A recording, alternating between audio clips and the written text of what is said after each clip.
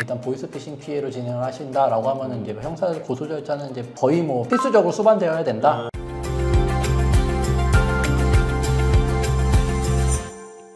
안녕하세요. 김훈찬 유익상 변호사입니다. 오늘은 보이스피싱 피해자분들을 위한 어떤 회생에 대해서 이야기를 해보려고 하는데, 유 변호사님 보이스피싱 피해 당해보신 적 있으신가요? 피해는 뭐 당한 적은 없고 연락은 그래도 종종 받는 것 같아요. 연락은 종종 오니까요.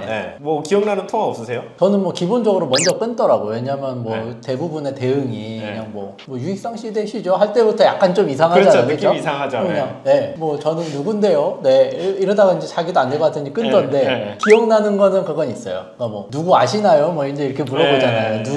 누구하고 뭐 언제 금융 기록이 있던데. 그래서 그냥 했어요. 그랬더니 그때 갑자기 안다고요? 그래서 이랬더니 야이 씨발 하면서 뭐 욕을 하면서 그냥 끊더라고.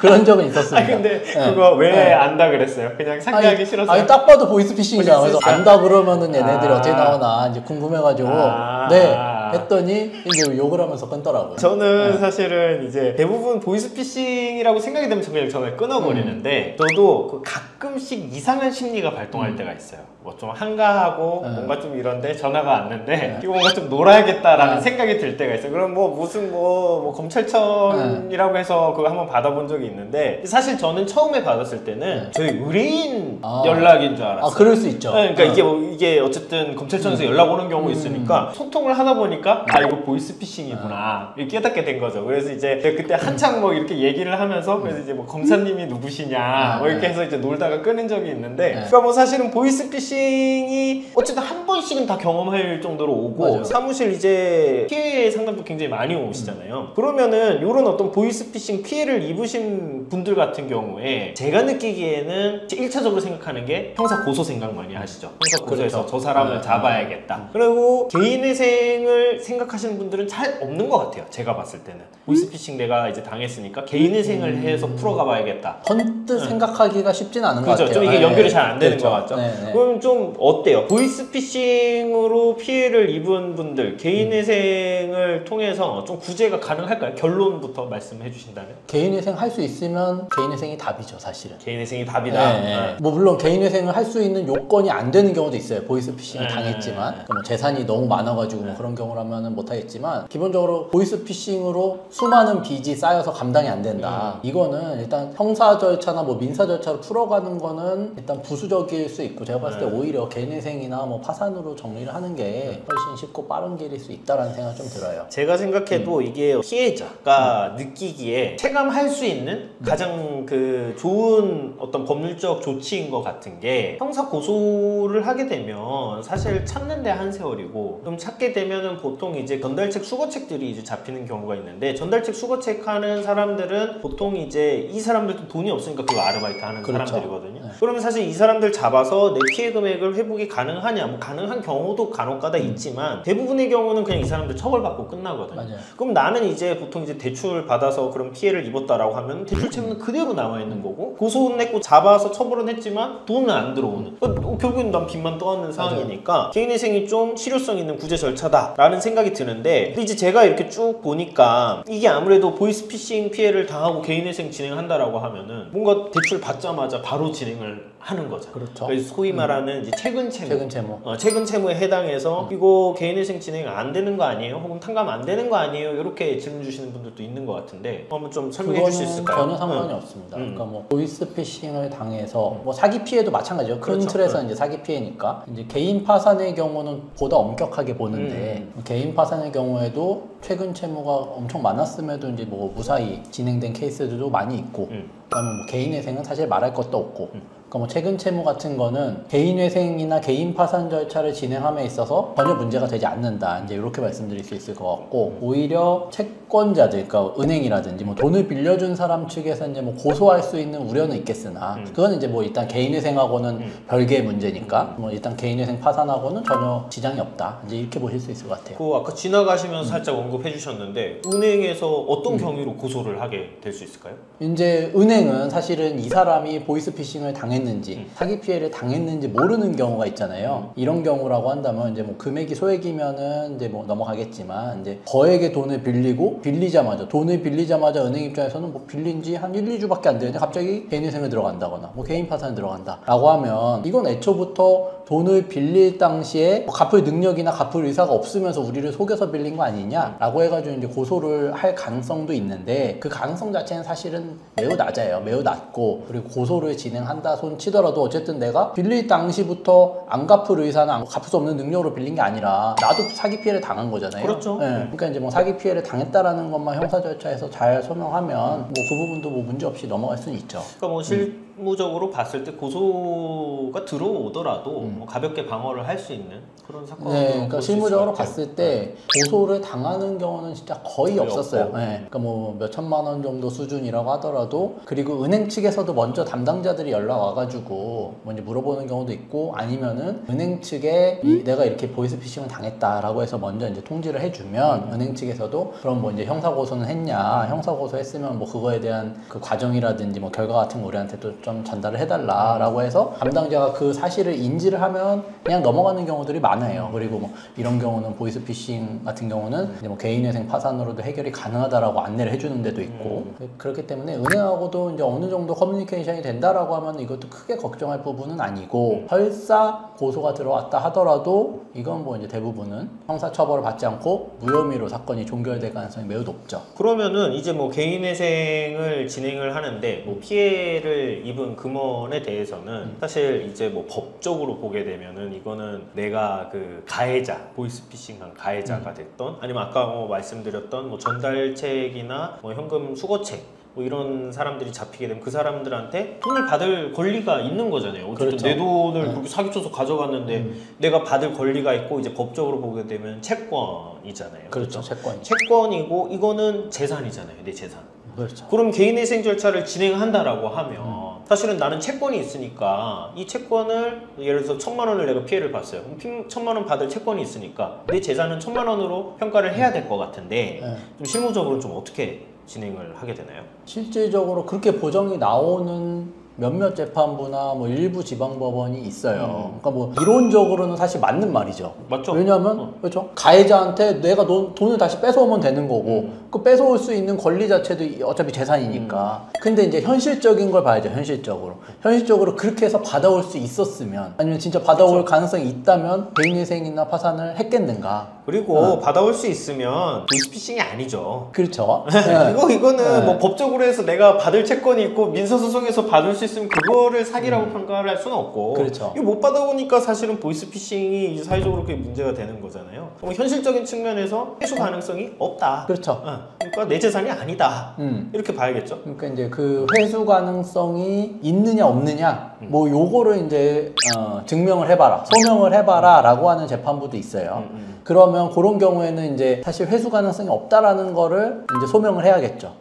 그렇게 진행해야 되는 경우가 있고, 그러니까 재판부에서 보정이 나오는 거는 크게 이제 두 가지 측면으로 나눠서 볼 수 있어요. 대부분의 경우에는 보이스피싱을 당한 사실을 이제 소명을 해봐라, 증명해봐라. 그러면 결국 그거는 형사고소라든지 뭐 이제 신고한 자료들이 있을 거 아니에요. 그래서 뭐 고소장, 그 다음에 이제 경찰에 출석해서 진술한 뭐 진술조서, 그 다음에 이제 경찰이 처분한 그 뭐 처분 결과 통지서라든지, 뭐 검찰의 처분 결과 통지서, 아니면 뭐 이제 보이스피싱 그 전달책이라든지 수거책들의 그런 형사재판 결과, 이제 이런 것들로 이제 보이스피싱 당한 사실을 입증할 수 있을 거고, 그런 정도로 해서 이제 끝나는 재판부가 있고, 거기서 더 나아가서 이 돈 다시 받아올 수 있는 거 아니냐, 만약에 이제 이렇게 얘기를 한다라고 하면은 그 회수 가능성이 없다라는 것도 이제 입증을 해줘야 되거든요. 근데 그거를 현실적으로 입증을 하려면 전달책이 뭐 예를 들어서 잡혔어요. 그럼 그 사람한테 내가 뭐 얼마라도 받을 돈은 있는 거잖아요, 채권은. 그러면 일단 이 사람이 뭐 무자력 상태라든가 이런 것까지 입증을 해서 가려면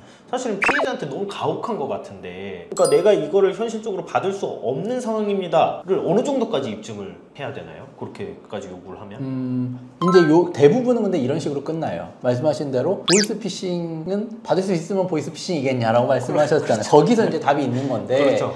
대부분은 사실은 가해자도 못 찾는 경우들이 많아서 그러면 경찰이 처분을 이제 가해자를 찾지 못함 뭐 이제 그렇게 이제 처분이 되는 경우들이 많잖아요. 가해자를 못 찾는다, 특정이 안 된다. 사실은 그러면 그것만으로도 이미 끝난 거죠. 그렇죠. 네, 경찰 처분이라든지 수사 결과로 가해자가 누군지 알 수 없다, 찾을 수 없다라고 나오면 그것 자체로 어차피 가해자 특정이 안 되니까 돈을 못 돌려받는 거고 그렇죠. 그렇게 끝나는 거고, 만약에 이제 더 나아가서 뭐 수거책이라든지 전달책이라든지 이런 사람들이 잡혀가지고 그 사람들에 대한 어떤 형사 절차가 진행되거나 한다면 그때는 이제 뭐 배상 명령을 신청해서 그 결과로서 그 배상 명령을 가지고 이제 뭐 이 사람에 대한 이제 신용조회라든지 뭐 이런 신용 상태를 알 수는 있잖아요. 그렇죠. 그래서 이제 그런 것들로 신용 정보를 한번 체크를 해서 내는 방법도 있고, 그 정도 가면은 사실 대부분의 법원에서 다 인정을 해주고 이 사람한테 뭐 지급 명령이나 민사소송 제기해가지고 집행권은 받아가지고 다시 집행까지 끝까지 해서 뭐 해봐라 이제 이렇게까지 나오는 경우는 현실적으로 없기는 하죠. 법원에서도. 그래서 사실 이제 뭐 대부분의 케이스는 피해 사실 소명을 하게 되면 그 단계에서 이제 피해를 입었고 회수가 어렵겠구나라고 판단하고 넘어가는 것 같은데, 간혹 가다가 이제 뭐 말씀하신 것처럼 이거 어쨌든 너가 받을 돈 있는 거 아니냐, 소명을 해라라고 이제 요청을 한 경우가 있고, 저희 사무실에서 했던 사례 중에 뭐 그렇게 계속 요청을 해가지고서는 고정이 나와가지고 의견서 제출했던 케이스가 있었잖아요. 맞아요. 한 3번 정도 냈죠. 네, 거기서는 법원에서는 좀 뭘 그렇게 계속 불만족스러워서 설명을 하라라고 요청을 했었나요? 그 사건에서는? 어떤 법원의 불만족이라보다는 회생위원이 뒤틀려 있는 거죠, 사실은.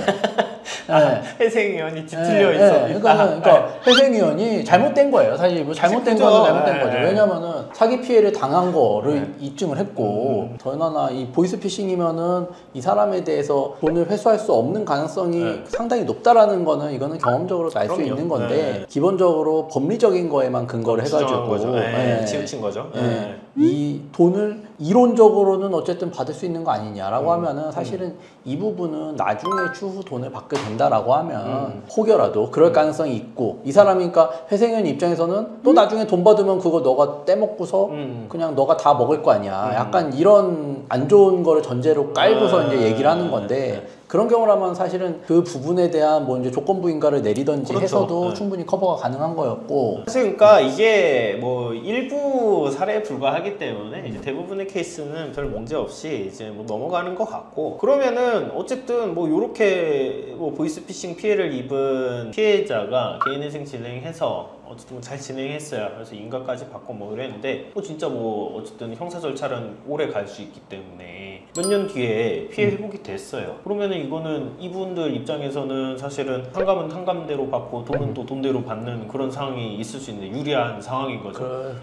그렇게 될 수 있죠. 그러면은 그런 경우는 사실은 조건부 인가가 나오지 않은 상황이라면 현실적으로 뭐 법원에서 이거를 뭐 터치를 하거나 그렇지는 않게 되죠. 그렇진 않죠. 근데 이제 뭐 법리적으로 본다면 그 개인회생 진행 과정에서 받은 돈도 이제 개인회생 재단에 포함되는 거기 때문에 뭐 변제계획안을 변경 신청을 하는 게 맞겠죠. 그렇죠. 원칙적으로라면. 근데 사실 현실적으로 이제 뭐 법원도 그렇고 세무자도 그렇게 이제 업무가 진행되는 경우는 이제 없다고 볼 수 있고. 저희 회사 같은 경우는 사실은 이제 뭐 형사 쪽에 또 이제 특화된 그 팀들이 있고, 사실은 이제 형사 분야 안에서도 사실 이제 재산범죄, 사기 이쪽에 이제 피해자분들 대리를 이제 많이 하다 보니까 이제 뭐 그쪽에서 사실은 이제 도산으로 넘어오시는 그런 분들이 이제 있는데, 이제 제가 이렇게 보게 되면은 이제 형사 사기 고소를 이제 염두해 두고 상담을 오셨다가 우선 개인회생을 진행을 하시는 게 오히려 낫겠습니다. 지금 이거 형사 고소도 고소인데 이렇게 해서 안내를 드리면은 이거에 대한 만족감이 훨씬 더 높은 것 같아요. 제가 느끼기엔 그렇거든요. 그런 것 같아요. 왜냐하면 비용적으로도 그렇죠. 사실 이제 형사 전문 변호사를 선임을 해서 진행을 하려면 사실 비용도 개인회생 대비 뭐 최소한 3-4배 이상은 높잖아요. 이제 그런 것도 있고, 그 다음에 형사 고소를 진행한다고 해서 이 채무가 내가 은행에서 빌려가지고 아니면 뭐 지인들한테 빌려가지고 내가 갚아야 될 의무가 없어지는 건 아닌데, 어쨌든 개인회생 그 의무 자체를 없애주는 거니까 이게 훨씬 높은 것 같아요. 그러면은 사실은 이런 어떤 도산 개인회생 절차를 진행할 때 형사 고소는 필요가 없나요? 필요가 없진 않죠. 아까 이제 우리가 얘기를 했지만 어쨌든 보이스피싱 당한 거를 입증을 해봐라, 소명을 해봐라 라고 하면은 거기에서 이제 필수적으로 이제 형사 고소에 부수하는 뭐 이제 진술조서라든지 뭐 고소장이라든지 처분 결과 통지서라든지 증명서라든지 이런 자료들이 소명 자료로 나가야 되기 때문에 일단 보이스피싱 피해로 진행을 하신다라고 하면은 이제 형사 고소 절차는 이제 거의 뭐 필수적으로 수반되어야 된다. 이제 이렇게 보는 게 맞을 것 같아요. 보이스피싱 관련해서